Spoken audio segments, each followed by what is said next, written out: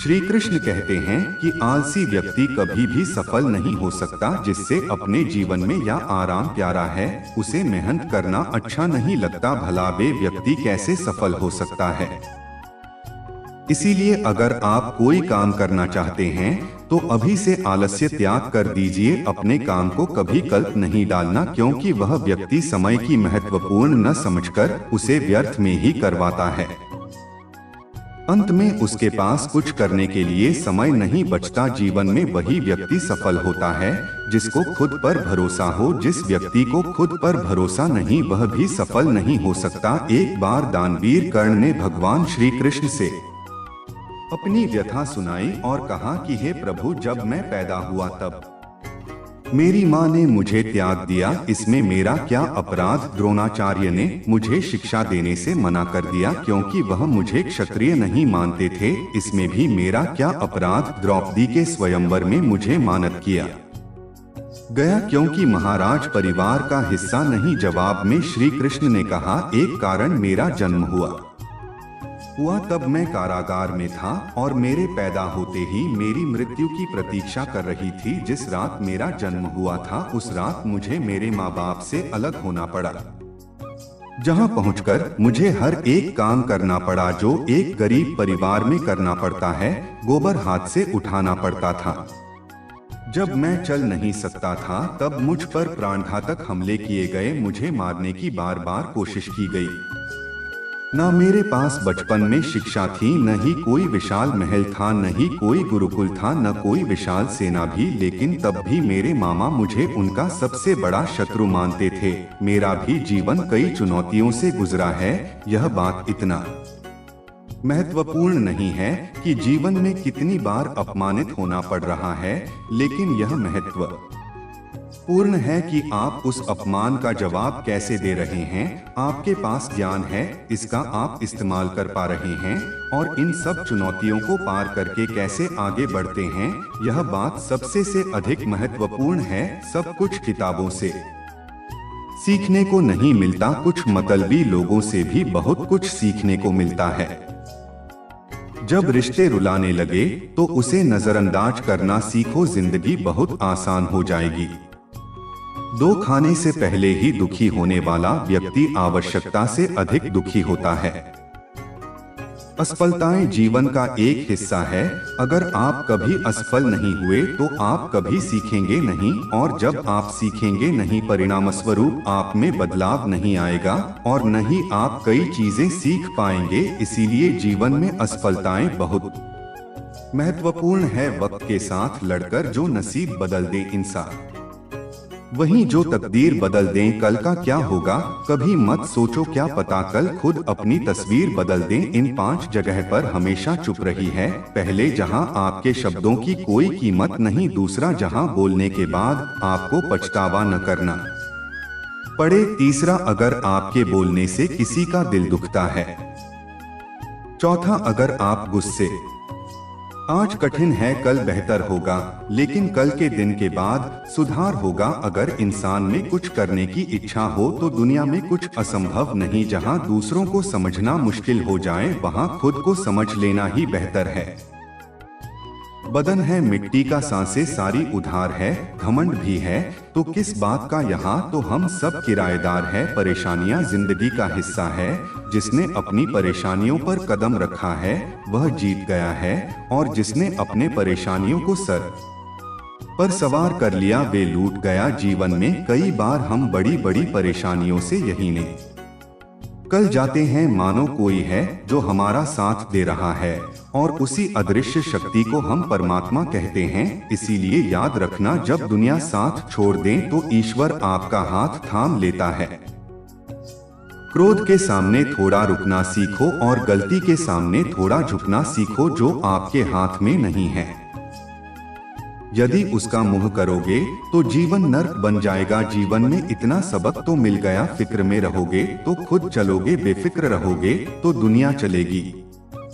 तन्हाई का एक अलग ही मजा है, इसमें डर नहीं होता किसी के छोड़ जाने का। तुमने खुद को कमजोर मान रखा है, वरना जो तुम कर सकते हो कोई दूसरा नहीं कर सकता। श्री कृष्ण कहते हैं, अपने हक के लिए लड़ना सीखो, क्योंकि जो शांत और चुप रहता है उसे कोई भी नहीं पूछता कमियां तो मुझ में भी है क्यों, कि हर किसी पर बिना सोचे ही विश्वास कर लेता हूं। जहर से भी ज्यादा खतरनाक होता है। प्यार जो भी झांक ले वह मगर ही जीता है। तुम्हें चाहने वाला जब तुम्हें वक्त देना ही बंद कर दे तो समझ लेना कि वह अब तुम्हारा नहीं रहा। अब तो हंसते हैं दूसरों को हंसाने के लिए, वरना दिल पर हम इतने हैं कि ठीक से रोया भी नहीं जाता। भगवान से मौत मांग लेना लेकिन इंसान से मोहब्बत कभी मत मानना। तुम परवाह करना छोड़ दो, लोग तुम्हें तकलीफ देना छोड़ देंगे। सच्चा प्यार अक्सर धोखेबाज लोगों से ही होता है। हद से ज्यादा किसी को प्यार देकर देखो, वह आपके कदर कम ना कर दे। न तो कहना जो लोग दिल के सच्चे होते हैं, न जिंदगी उनका ही सबसे ज्यादा इम्तिहान लेती है। अच्छाई और सच्चाई चाहे पूरी दुनिया में ढूंढ लो, अगर खुद में नहीं तो कहीं नहीं मिलेगी। जिस बात पर दिल कांप जाता है ऊपर वाला उसी बात पर आजमा है। जमाने की नजर में थोड़ा सा पकड़कर चलना सीख लो। मोम जैसा दिल रखोगे तो लोग जलाते ही रहेंगे। चिंता करो और प्रेम कोई करता नहीं, बस हो जाते हैं। समय के साथ वॉक जरूर बढ़ जाते हैं, लेकिन हादसों का शोर उम्र भर पीछा करता है। मैंने जिंदगी से एक सबक सीखा है कि अपनी सफाई वहाँ देनी चाहिए जहाँ उसे समझने वाला एक नेक दिमाग। अगर किसी ने आपको गलत मान लिया, उसे सफाई देने का मतलब खुद की नजरों में खुद को ही गिरा लेना होता है। श्री कृष्ण कहते हैं कि हमेशा कोई ऐसा कोई नहीं है जिनकी परछाई उनसे दूर रहती है। हमारी परछाई सदैव हमारे साथ रहती है। कदाचित हमारे परछाई हमारे कर्मों के फलों का संकेत देती है, परंतु भय से निवारण पाने का एक साधन आवश्यक है, और वह है सूर्य की ओर मुख करना या किसी प्रकाश के स्रोत की ओर मुख करना। क्योंकि जब हमारी परिचय दिखाई नहीं देती, यदि इसे जीवन के संदर्भ में देखें तो यह प्रकाश का स्रोत शुभ कर्मों की चेतना है। यदि आपके मन में शुभ कर्म करने की इच्छा है तो आपको कभी भी अपने कर्म के फल का भय नहीं होगा, क्योंकि यदि आपका मन शुद्ध होगा तो आपके कर्म शुद्ध होंगे और शुद्ध कर्मों का फल कभी अशुद्ध नहीं हो सकता। कृष्ण कहते हैं, कौन कहता है कि जैसा संग वैसा रंग। इंसान लोमड़ के साथ नहीं रहता फिर भी चालक है। इंसान शेर के साथ नहीं रहता फिर भी क्रूर है। और इंसान की तो वह स्वभाव है जो कुत्ते के साथ रहता है फिर भी वफादार नहीं है। कभी कभी इंसान सच में थक जाता है। कोर्स में रहते रहते, दर्द सहते सहते, सब्र करते करते, उम्मीद रखते रखते, रिश्ते निभाते निभाते, सफाई देते देते, छोटी छोटी परेशानियों का सामना करके ही हम बड़ी मुसीबत का सामना करने के योग्य बन जाते हैं। इसीलिए जीवन में आने वाली छोटी छोटी समस्याओं से घबराएं नहीं, सकारात्मक रहकर समस्या के निवारण के बारे में चिंतन करें, योजनाएं बनाएं और निवारण में जुट जाएं। बड़ी परिस्थितियों आपकी दृढ़ता की परीक्षा है।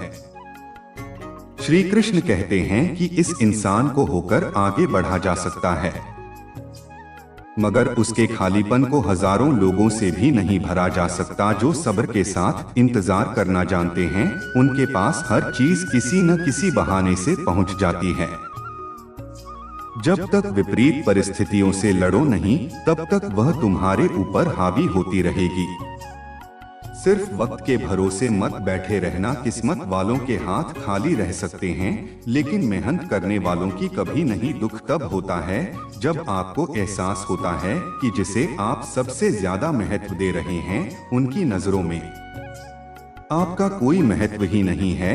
जो लोग अक्सर बदल जाते हैं, जिन्हें हम हद से ज्यादा वक्त और इज्जत देने लग जाते, धोखा साथ चलने वाले ही देते हैं। यह भी सच था और आज भी सच है। बात पूरी लगे तो दो तरह से सोचिए। यदि वह इंसान बहुत जरूरी, उसे बात को भूल जाओ, और अगर बात जरूरी है तो इंसान को भूल जाओ।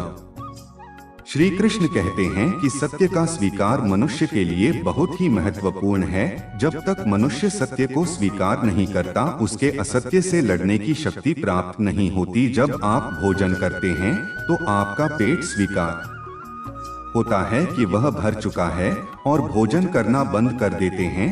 जब आपको नींद न आती है तो क्या होता है? आपका मन स्वीकार है कि आपका शरीर थक चुका है और उसे विश्राम की आवश्यकता है। उसी प्रकार जब आपको बुरी आदत को रोकना हो तो आपको स्वीकार न पड़ता है कि बहुत हो चुका। लालच या मदिरापान को त्यागना तभी प्रारंभ होता है जब यह स्वीकार लेते हैं कि आप उस बुरी आदत के बंधक हैं। श्री कृष्ण कहते हैं कि जिंदगी में समस्याएं तो हर दिन नहीं खड़ी होती है और इसमें वही लोग जीतेंगे जिनकी सोच बड़ी है। देर लगती है मगर समझ आ जाता है कौन कैसा, यह नजर आ जाता है। दिखावा करते हैं कुछ लोग अपनेपन का, लेकिन वक्त आने पर उनका असली चेहरा नजर आ ही जाता है। आप किसी के लिए चाहे कितना कुछ भी कर लो, जिसको धोखा देना है वह धोखा देकर ही रहेगा। छोड़ दी हमने हमेशा के लिए इच्छा करना, जिसे मोहब्बत की कदर ही न हो उसे दुआओं में क्या मांगना। जो गिरकर जाता है असल में जिंदगी को समझ जाता है। जब किसी को खोने की नौबत आती है ना, तब उसे पाने की कीमत समझ आती है। जिंदगी जीने के लिए मिली है, इससे लोग क्या सोचेंगे यह सोचने में कभी बर्बाद मत करना। मंजिल आसान हो जाती जब कोई अपने मन से कहता है कि तू टेंशन मत ले, सब ठीक हो जाएगा।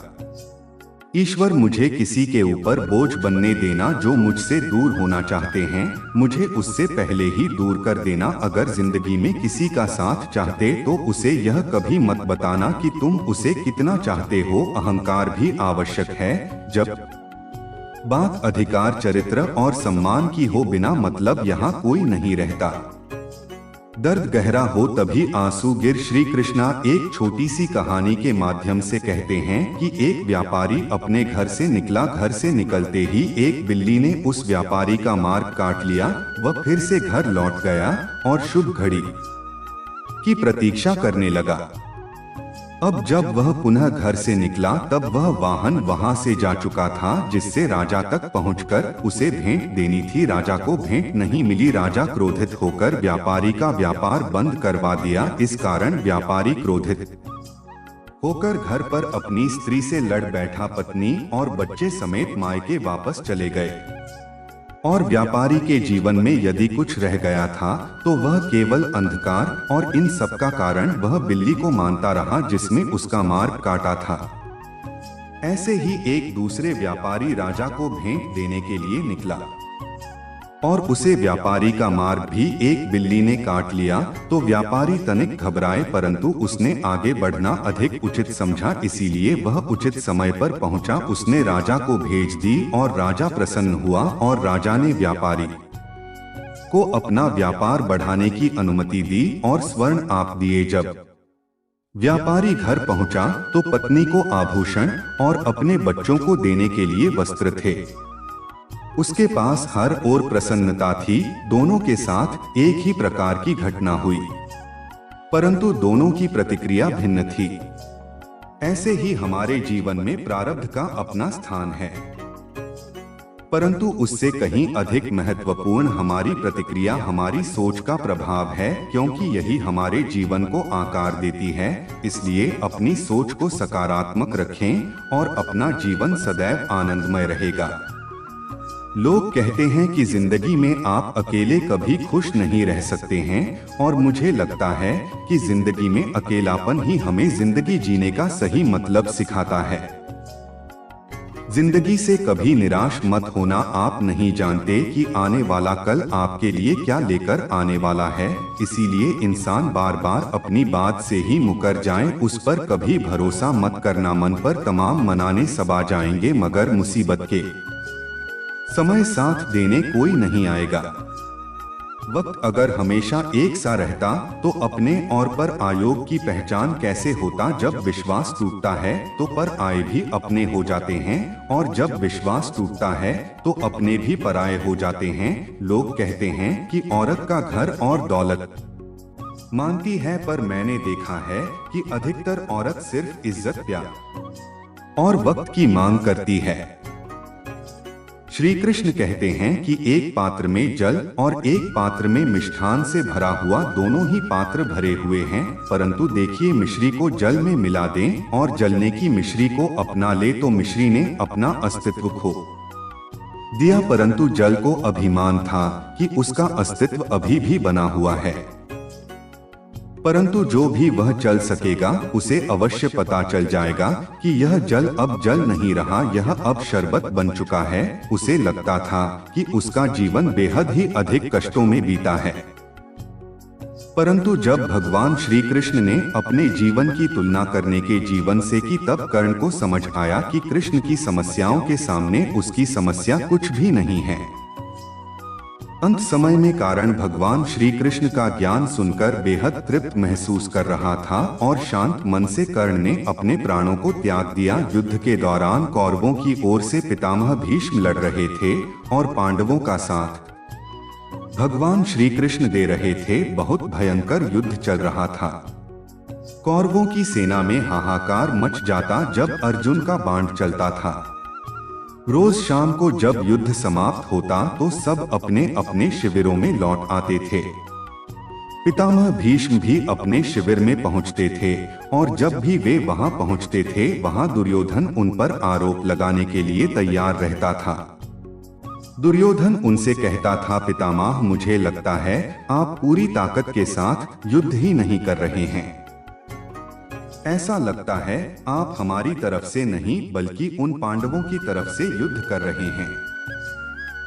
आप पांडवों का वध क्यों नहीं कर रहे हैं? रोज शाम को दुर्योधन यही आरोप पितामह पर लगातार। एक दिन पितामह भीष्म युद्ध के बाद जब अपने शिविर में पहुंचे तो दुर्योधन ने आते ही उन पर आरोप लगाना शुरू कर दिया। पितामह भीष्म भी अब तंग आ चुके थे और उन्होंने गुस्से में प्रतिज्ञा ले ली, मैं गंगा पुत्र भीष्म कल युद्ध भूमि में उतरूंगा और पांडवों का वध करूंगा, इस धरती को निष्पाप कर दूंगा। जैसे ही भीष्म पितामह ने यह प्रतिज्ञा ली, दुर्योधन खुश होने लगा और अपने भाइयों को बताने लगा कि कल युद्ध समाप्त हो जाएगा। कल तो पितामह पांडवों का वध कर दें तो कोई भी नहीं बचेगा, हमारे दुश्मन नहीं बचेंगे। जब यही बात पांडवों के शिविर में पहुंची और पांडवों की पत्नी द्रौपदी को यह बात पता चली तो उसे अनर्थ होने की आशंका हुई।